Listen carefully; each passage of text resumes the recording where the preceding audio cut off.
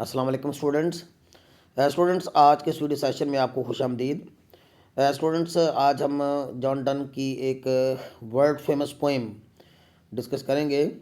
Poem का नाम है sweetest love I do not go. In fact ये जो नज़्म है, ये इसकी पहली लाइन से ही इसका टाइटल बनाया गया है, sweetest love I do not go. Students, ये 40 लाइन्स पर मुश्तमिल ये एक बहुत ही ज़बरदस्त एक नज़्म है जिसको जॉन डन ने कंपोज किया था, लिखा था। स्टूडेंट्स, पहले तो ये आपसे रिक्वेस्ट है कि आप मोबाइल को रोटेशन के ऑप्शन पे लगा के देखिए, क्योंकि इस सूरत में इस वीडियो की विजिबिलिटी आपके लिए ज़्यादा अच्छी होगी। स्टूडेंट्स, इस वीडियो में मैं आपके साथ लाइन बाय लाइन जो है इसका जो उर्दू ट्रांसलेशन है वो भी मैं डिस्कस करूँगा, और जहाँ ज़रूरी होगा वहाँ मैं इसका क्रिटिकल एनालिसिस भी आपके साथ इसका शेयर करता हूँ, ताकि आपको इस पोएम की बहुत अच्छे से समझ आ जाए। नेक्स्ट वीडियो में मैं आपके साथ इसकी रेफर टू द कॉन्टेक्स्ट और जो इंग्लिश में इसकी जो समरी है और क्रिटिकल एनालिसिस सब आपके साथ मैं शेयर करूँगा। स्टूडेंट्स, पहले आप इस नज़म की तरफ बैकग्राउंड सुन लीजिए, क्योंकि जब तक आप इस नज़म के थोड़ी सी बैकग्राउंड पे नहीं जाएंगे आपको इसकी बेटर अंडरस्टैंडिंग नहीं होगी। स्टूडेंट, जॉन डन ये नज़म उस वक्त लिख रहे थे जब जॉन डन को किसी ज़रूरी सफ़र पर बैरून मुल्क जाना था, और बाज़ जगहों पे जर्मनी का हवाला है और बाज़ जगहों पे फ्रांस का हवाला है। तो जॉन डन को सफ़र पे जाना ज़रूरी था, तो उसकी बीवी उस ज़माने में प्रेग्नेंट थी, हामला थी, और उसके कुछ खदशात भी थे जॉन डन के सफ़र के हवाले से, क्योंकि उस ज़माने में मोबाइल तो होता नहीं था कि इंसान जो है वो एक दूसरे के साथ राब्ते में रहे। वीडियो कॉल्स, ऑडियो कॉल्स का वो ज़माना नहीं था। हम 1600 समथिंग की बातें कर रहे हैं, तो उस ज़माने में मोबाइल और कम्युनिकेशन के ज़राए इतने मौसर नहीं थे। So that's why people had a lot of apprehensions and fears जब भी कोई सफ़र पे जाता था उस हवाले से। तो इसमें जॉन डन की बीवी ऐसे लगता है कि जैसे एक साइलेंट स्पेक्टेटर के तौर पे मौजूद है, और ये तो जॉन डन की तमाम नज़मों में ऐसा ही होता है कि जॉन डन जिससे भी मुखातब होता है, चाहे वो अपनी महबूबा से मुखातब हो रहा हो या किसी से भी मुखातब होता है, तो वो सामने एक साइलेंट स्पेक्टेटर के तौर पे मौजूद होता है। और जॉन डन जो है एक ड्रामाई अंदाज में एक अब्रप्ट ओपनिंग करते हैं अपनी पोएम्स की, क्योंकि मेटाफिज़िकल पोइट थे वो, और ये उनकी पोइट्री का, मेटाफिज़िकल पोइट्री का एक ख़ास एक करेक्टरिस्टिक और फीचर है। तो जॉन डन जो है वो अपनी बीवी की इस परेशानी को देखते हुए, उसके अप्रीहेंशन, उसके फियर्स और उसके खदशात को देखते हुए, जॉन डन जो है अपने टिपिकल स्टाइल में बड़ी आर्गूमेंटेशन करते हुए, बड़ी दलील देते हुए, मौसर अंदाज के साथ जो है वो अपनी बीवी को कायल करने की कोशिश कर रहे हैं, कन्विंस करने की कोशिश कर रहे हैं कि ऐसा नहीं है जैसा वो सोच रही है उसके हवाले से। तो जॉन डन अपनी महबूबा बीवी को भी कहते हैं और अपनी महबूबा को कह रहे हैं कि स्वीटेस्ट लव है मेरी सबसे ज़्यादा प्यारी मोहब्बत, यानी मुराद महबूबा ही हो गया। स्वीटेस्ट लव है मेरी महबूबा, आई डू नॉट गो, मैं नहीं जा रहा, for the weariness of the. ये दी जो है डन के ज़माने में, ये दी का मतलब यू होता है, यानी फॉर का माना की वजह से, तो बिकॉज ऑफ इसका मतलब होता है, for the weariness of the का मतलब हो गया कि मैं इसलिए नहीं जा रहा कि मैं तुमसे उकता गया हूँ, फेड अप हो गया हूँ। For the weariness of the, यानी इस वजह से मैं नहीं जा रहा। Sweetest love I do not go, मैं इसलिए नहीं जा रहा, for the weariness of the कि मैं तुमसे उकता गया हूँ, नॉर और ना ही इन द होप, इस उम्मीद के साथ मैं जा रहा हूँ, द वर्ल्ड कैन शो कि दुनिया मुझे दिखा देगी या दुनिया मुझे दे देगी, अ फिटर लवर फॉर मी, मेरे लिए तुमसे ज़्यादा फिटर, फिटर सेकंड डिग्री है, यानी ज़्यादा मौसर, ज़्यादा अच्छा, ज़्यादा सूटेबल, या तुमसे बेहतर, तुमसे बढ़िया। यानी ना ही मैं इस उम्मीद से जा रहा हूँ कि दुनिया मुझे तुमसे ज़्यादा अच्छा या तुमसे बेहतर कोई महबूबा दे पाएगी, इस वजह से मैं नहीं जा रहा। तो जॉन डन जो है अपना पर्पज़ ऑफ जर्नी जो है वो बता रहे हैं, और वो ये भी बता रहे हैं कि महबूबा को इत्माद में ले रहे हैं, यानी John Donne is taking his beloved into confidence, और उसे बता रहे हैं कि मैं इसलिए नहीं जा रहा कि मैं तुमसे उकता गया हूँ या तुम ये समझो कि तुमसे मेरा जी भर गया है, जी उचाट हो गया है, ऐसा कुछ नहीं है। और ना ही इस उम्मीद से मैं जा रहा हूँ कि दुनिया मुझे तुमसे कोई बेहतर लवर जो है वो दे सकेगी, हरगिज़ ऐसा नहीं है। और फिर जॉन डन मज़ीद बताते हैं अपने इस आर्गुमेंटेटिव स्टाइल के साथ, यानी उनका जो रवायती अंदाज है। कहते हैं कि but since that I must die at last, लेकिन चूँकि एक दिन तो मुझे आखिरकार मरना ही है। तो यहाँ पे देखें एक बार फिर जॉन डन की आप आर्गुमेंटेशन देखें। वो चूँकि एक वकील भी थे तो इसलिए उनका एक एडवोकेसी का अपना एक स्टाइल था, अपनी इस पोइट्री के अंदर भी उन्होंने इस स्टाइल को डाला है। I must die date at last, कि आखिरकार तो मुझे एक रोज़ मरना है। और जैसे आरसेक्स को मरना है तो जॉन डन भी इसकी दलील दे रहे हैं कि I must die at last, कि आखिरकार मुझे मरना है। टिज़ बेस्ट, लिहाजा ये अमल यानी मेरा जो जाने का अमल है ये एक बेहतरीन अमल हो गया। टिज़ best to use my self in जेस्ट, कि मैं अपने आप को इस्तेमाल करूँ आज राह मजाक, एक नाटक के तौर पर, एक नाटक के तौर पर, एक मजाक के तौर पर मैं इसको नकली तौर पर इस्तेमाल करूँ अपने इस जाने के अमल को, ताकि क्या कहता है कि 10 by fend debts to die, और यूँ यानी मेरा जो जाना है या झूठ मूठ का जाना है, या ये जो मेरी एक तरह से मेरे जो असल जाने का वक्त आएगा जब मेरी मौत हो जाएगी, तो उस वक्त जो है तुम्हें मेरी आदत पड़ जाएगी मेरे बगैर रहने की, और यूँ मैं तुम्हें एक प्रैक्टिस फराम कर रहा हूँ, एक मशक फराम कर रहा हूँ। तो यहाँ पे जॉन डन यही कहते हैं कि आखिरकार लाजमी मरना तो है मुझे, लिहाजा ये सबसे अच्छी बात है कि मैं अपने मरने का नाटक यानी मजाक के तौर पर इस्तेमाल करूँ, और यूँ नकली मौत का दिखावा करके तुम्हें मैं अपनी असल मौत के लिए तैयार कर पाऊँ। तो यूँ डन जो है वो एक जाने के लिए अपनी एक जवाब पेश कर रहे हैं कि मेरा जाने का मकसद एक ये भी है कि कल को मेरी मौत की सूरत में या हमारी जो मुस्तकिल जुदाई हो सकती है, जुदाई होगी मरने की सूरत में, तुम उसके लिए मेंटली प्रिपेयर हो जाओ, तैयार हो जाओ, और यूँ जो है मेरा ये जाना जो है ये तेरे लिए एक प्रैक्टिस साबित होगा। तो यूँ जॉन डन ने इस नज़म के अंदर 2-3 मुख्तलिफ जो है पहले स्टांजा के अंदर 2-3 जो हैं वो आर्गूमेंट्स दिए हैं, दलीलें दी हैं अपने जाने की वजह एक्सप्लेन करते हुए। फिर जॉन डन नेक्स्ट स्टांजा में कहते हैं कि yesterday night the sun went hands, और यहाँ पे वो जॉन डन चूँकि एक मेटाफिज़िकल पोइट थे, और मेटाफिज़िकल पोइट्स जो थे वो बहुत ज़्यादा एलुजन्स भी इस्तेमाल करते थे, हवाले भी इस्तेमाल करते थे, स्ट्रेंज कंपैरिजन्स, अनोखे अनोखे किस्म के, नोवल किस्म के जो कंपैरिजन जो है जो कि रीडर्स को स्टार्टर कर दिया करते थे, चौंका दिया करते थे, उनका जिक्र करते थे। तो जॉन डन ऐसा ही एक वो इमेज और इस तरह का एक कंपैरिजन इस्तेमाल करते हैं। ये देखें, वो कहते हैं कि यस्टरडे नाइट के कल रात भी द सन वेंट हैंड्स, सूर्य यहाँ से गया था। तो कहता है कल रात सूर्य यहाँ से चला गया था, मीन गुरूब हो गया था। And yet here is today, और यहाँ पे देखो मगर फिर भी आज वापस आ गया है।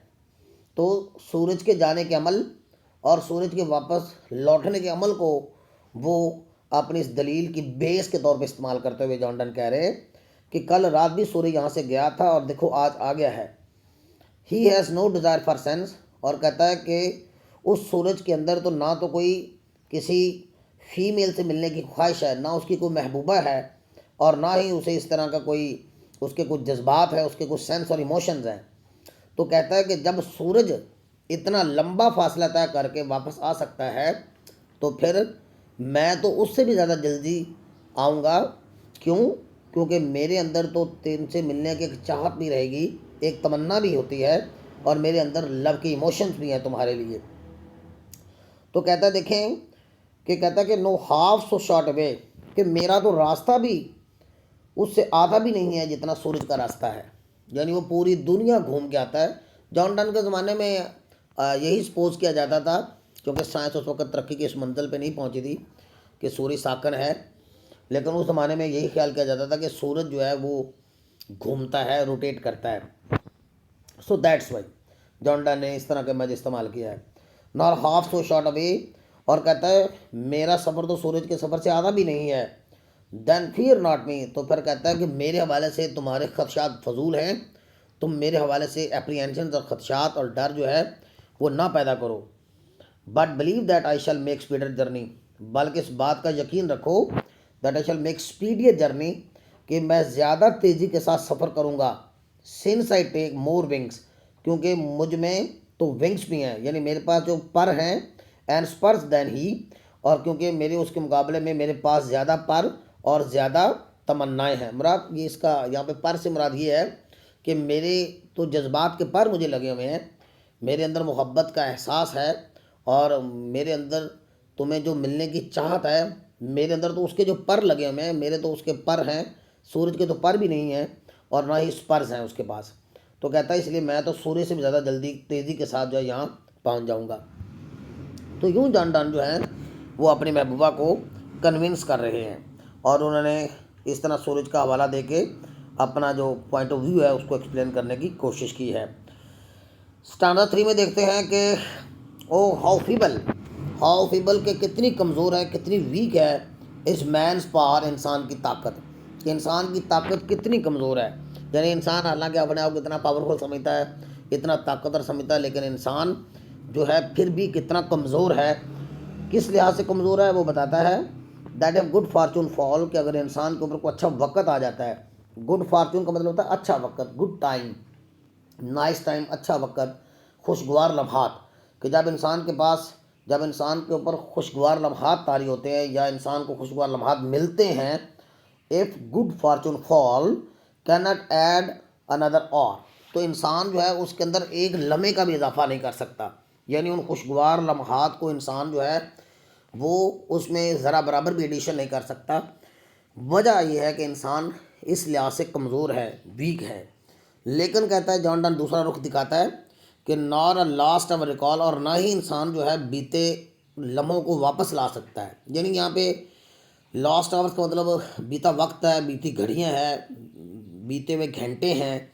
सो मुराद ये है कि अच्छे लम्हात, और ना ही इंसान की ज़िंदगी में आने वाले जो अच्छे लम्हात हैं, गुड जो मोमेंट्स होते हैं, उनको इंसान वापस नहीं ला सकता। ये इंसान की इनएबिलिटी है, ये इंसान की नाअहली है, ये इंसान की बेबसी है कि इंसान ऐसा कुछ भी नहीं कर सकता। लेकिन जॉन डन कहता है कि बट कम बैड चांस, लेकिन जब इंसान को ऊपर कोई बुरा वक्त आ जाता है तो देखिए ज़रा इंसान का रवैया वो किस तरह बताता है कि बट कम है। यहाँ पे बट कम का मतलब ये होगा कि अगर आ जाए बैड चांस का मतलब बुरा वक्त हो गया, बुरे लम्हात हो गया।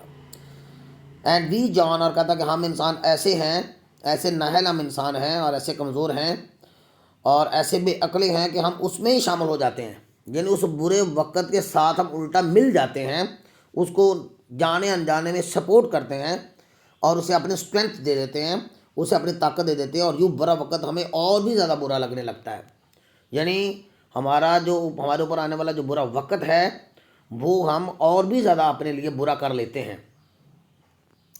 And we watch it art and length, और हम ही उसे ये सारी स्किल्स और उसे आर्ट सिखाते हैं और उसे तवारत बख्शते हैं, और यूँ हम उस आने वाले बुरे वक्त को हम और भी ज़्यादा तवील कर लेते हैं। यानी बजाय इसके कि हम उस आने वाले वक्त में हिम्मत का मुजाहरा करें, कोशिश का मुजाहरा करें, स्ट्रगल का मुजाहरा करें, हम उल्टा उसके साथ मिल जाते हैं और मायूसी के साथ उसको, मायूसी की वजह से और भी ज़्यादा उसको तवारत बख्शते हैं, उसको तवील कर देते हैं, उसको लंबा कर देते हैं, उसको मजबूत बना देते हैं। और फिर कहता है कि itself over us to advance, और हम खुद ही उसको मौका देते हैं कि हमारे ऊपर हावी हो जाए। हमारे ऊपर, ये एडवांस का मतलब होता है हमारे ऊपर हावी हो जाना, हमारे ऊपर जब वो तारी हो जाए। तो यूँ जो है जॉन डन ने यहाँ पे भी एक खूबसूरत दलील दी है, एक ज़बरदस्त इंसान की नेचर को, इंसान की फितरत को जो है वो बेस बनाकर उसने, जॉन डन ने या उसके अपनी बीवी को या अपनी महबूबा को समझाने की कोशिश की है कि अच्छा वक्त तो हम लोग जो हैं उसके अंदर इजाफा नहीं कर पाते, लेकिन अब मेरे जाने का वक्त आया है, मैं जा रहा हूँ, बुरा वक्त आया है, तो तुम मायूसी के आलम में उस बुरे वक्त को और भी ज़्यादा अपने लिए बुरा बना रही हो। इसके बाद स्टूडेंट्स नंबर 4 स्टैंजा है कि जिसमें जॉन डन जो है वो एक्सप्लेन करते हैं कि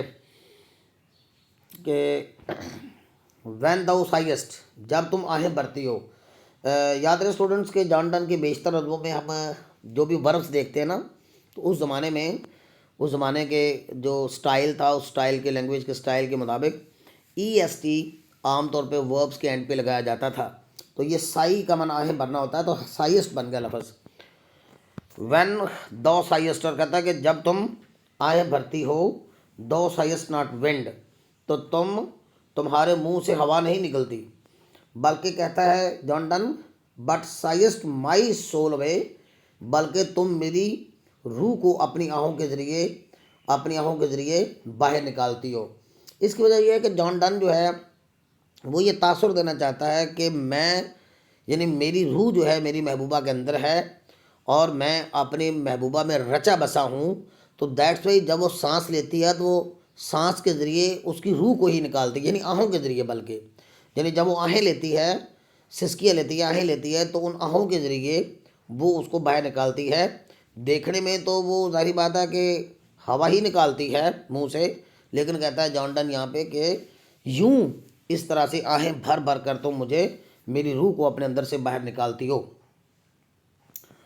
वैन द वीपस्ट, और कहता है कि जब फिर तुम रोती हो, अनकाइंडली काइंड, तो तुम मेहरबान होने के बावजूद भी गैर मेहरबान हो जाती हो।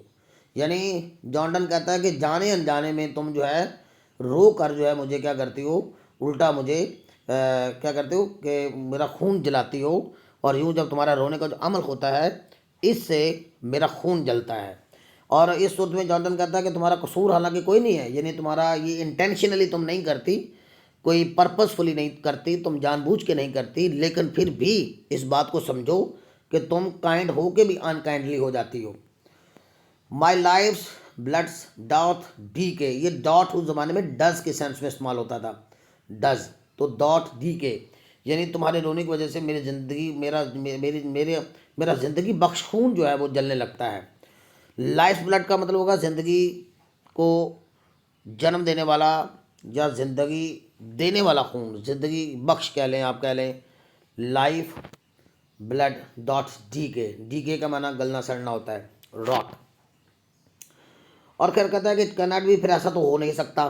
तो जॉन एक बार फिर दलील देते हैं कि ऐसा तो हो नहीं सकता कि एक तरफ से तुम मुझे मोहब्बत करो, दैट दाउस लव्ड मी, कि एक तरफ से तुम मुझे मोहब्बत करो, एंड दाउ सेस्ट, और ये नहीं एक तरफ तो तुम मुझसे मोहब्बत करो जैसा कि तुम दावा करती हो, एज दाउ सेस्ट, एज का माना जैसा कि, दाउ का माना यू, और सेस्ट का माना से है। मैंने आपको बताया कि उस ज़माने में वर्ब के साथ जो है ई एस टी, यानी कि वर्ब के फर्स्ट फॉर्म के साथ ई एस टी लगाया जाता था, वो फर्स्ट फॉर्म ही कंसिडर की जाती है। जैसा कि तुम दावा करती हो, जैसा कि तुम कहती हो। इफ़ इन दाइन माई लाइफ द वेस्ट, और कहता है कि दूसरी तरफ अगर तुम, तेरे अंदर मौजूद मेरी ज़िंदगी तुम्हारे आहों और आंसुओं की वजह से ज़ाया हो जाती है।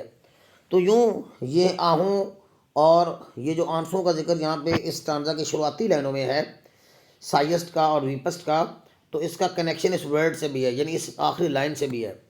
और फिर कहता है कि और दूसरी तरफ जो है अगर तेरे अंदर मौजूद मेरी ज़िंदगी, यानी तुम्हारे अंदर तुम्हारी आहों और आंसुओं की वजह से क्या हो जाती, ज़ाया हो जाती है। दो आर द बेस्ट मेयर, कहता है कि जो कुछ मेरा, यानी मेरी रूह, चूँकि जॉन डन उसको कहता है कि मेरी रूह चूँकि तुम्हारे अंदर है, तो मेरा जो बेस्ट पार्ट है, यानी मेरे वजूद का जो बेस्ट पार्ट है वो तेरे अंदर है। आखिरी स्टैंजा है जॉन डन का, देखते हैं स्टूडेंट्स। और कहता है कि let not thy divining heart forethink me any ill. Divining heart का मतलब ये होता है पेशेन गोई करने वाला दिल, यानी ऐसा दिल जिसके अंदर बहुत से खदशात पैदा हो रहे हों, जिसके अंदर बहुत से फियर्स पैदा हो रहे होते हैं, फोरकास्टिंग वो कर रहा होता है, वो डिवाइनिंग हार्ट बन जाएगा। वैसे तो डिवाइन का माना खुदा होता है, खुदाई होता है, खुदाई दिल है, लेकिन यहाँ पे मुराद पेशेन गोई करने वाला दिल है, फोरकास्टिंग हार्ट है, फोर टेलिंग हार्ट है। और कहता है कि लेट नॉट, ना ये लेट जो है ये परमिशन के लिए इस्तेमाल होता है, आप जानते हैं लेट का इस्तेमाल। तो let not thy divining heart forethink me any ill, और कहता है कि अपने पेशेन कोई करने वाले दिल को ये सोचना, यानी ये दुनिया के दौरान सफ़र मेरे साथ कुछ बुरा हो जाएगा, उसको ऐसा मत सोचने दो। फोर थिंग मी एनी इल होता है कोई ख़राबी, कोई बुरा, कोई बैड इंसिडेंट, मेरे साथ कुछ बुरा हो जाएगा। और कहता है कि अपने पेशेंट को करने वाले दिल में ऐसी सोच ना लेके आओ। क्यों ना लेके आओ? डेस्टिनी में टेक दाई पार्ट, क्योंकि हो सकता है कि जिस तरह तुम सोच रही हो तो तकदीर भी वैसा ही सोचना शुरू कर दे। यानी अगर तुम मेरे बारे में कुछ बुरा सोचोगी तो हो सकता है कि तकदीर भी तेरी तरह बुरा ही सोचना शुरू कर दे, और जो कुछ तेरे जहन में कुछ बुरा आ रहा है और कहीं वो रियलिटी में ना हो जाए। तो यूं जॉन डन जो है उसको एक दलील दे रहे हैं ना रोने की और खदशात ना पालने की। डेस्टिनी में टेक दाई पार्ट, तो तुम ऐसा करोगे तो हो सकता है कि तकदीर तुम्हारे साथ मिल जाए। And may thy fears fulfil, और कहीं ऐसा ना हो, खदशा है कहीं ऐसा ना हो कि तुम्हारे जो खदशात हैं वो कहीं पूरे ना हो जाएं। तो यूँ जॉन डन जो है वो उनको मना कर रहा है अपनी महबूबा को रोने से और कुछ बुरा सोचने से मना कर रहा है। और यहाँ पे देखते हैं फिर आगे वो उसको मज़ीद समझाता है कि बट थिंक दैट वी, कहता है बल्कि तुम तो ये सोचो कि हम दोनों, बट थिंक दैट वी, बल्कि तुम सोचो कि हम दोनों are but turned aside to sleep, कि हम इकट्ठे लेटे हैं सोने के लिए लेकिन हम करवट बदल के लेटे हुए हैं। यानी मैं सोया तुम्हारे साथ ही हूँ ऐसे समझो, लेकिन ऐसे जैसे हम एक दूसरे के साथ सोए होते हैं और करवट बदली होती है, यानी तुम्हारा रुख एक तरफ होता है और मेरा रुख दूसरी तरफ होता है, तो हम एक दूसरे से बेखबर हो जाते हैं उस वक़्त। बिल्कुल ऐसा ही है कि हम एक साथ ही हैं, बल्कि तुम ये समझ लो कि मेरा ये जाना जो है ये ऐसे ही है। इसको तशबीहतन वो यूज़ कर रहा है, कहता है कि are but turned side to sleep, कि हम और तुम सोए हुए हैं एक ही बिस्तर पर करवट बदल कर, याद रखो। और फिर कहता है कि दे यानी दोज पीपल हु, दे का मतलब वहाँ पे होगा वो लोग जो, दे हु वो लोग जो, वन अनदर की एक दूसरों को यादों में रखते हैं, एक दूसरे को अपने यादों में ज़िंदा रखते हैं। अलाइव लिखा हुआ आ गया, अलाइव ज़िंदा रखते हैं, नेवर पार्टेड भी, वो कभी जुदा नहीं हो सकते। तो चूँकि मैं तुम्हारी यादों में हूँगा और तुम मेरी यादों में हो और हमेशा एक दूसरे के लिए हम एक दूसरे की यादों में हैं इसलिए हम एक दूसरे से पार्टिंग का माना जुदाई होता है, नेवर पार्टेड भी, कभी भी हम एक दूसरे से जुदा नहीं हो सकते। तो यूँ जॉन डन ने स्टूडेंट्स इस पोइम में अपने महबूबा के अपने जाने के अमल को या अपने जाने की जो मजबूरी है सफ़र पे जाने की, उसको अपने टिपिकल मेटाफिज़िकल अंदाज के साथ जो है अपने महबूबा के साथ इसको शेयर किया है। होपफुली स्टूडेंट्स के आपको आज की इस वीडियो में काफ़ी अंडरस्टैंडिंग हो गई होगी और आप इस वीडियो को इस पोएम को अच्छे से समझ पाएंगे। स्टूडेंट्स नेक्स्ट वीडियो में मैं आपके साथ इसकी इंग्लिश की जो समरी है और साथ जो क्रिटिकल एनालिसिस है वो आपके साथ मैं ज़रूर शेयर करूँगा। Okay students, till next video, अल्लाह हाफिज़।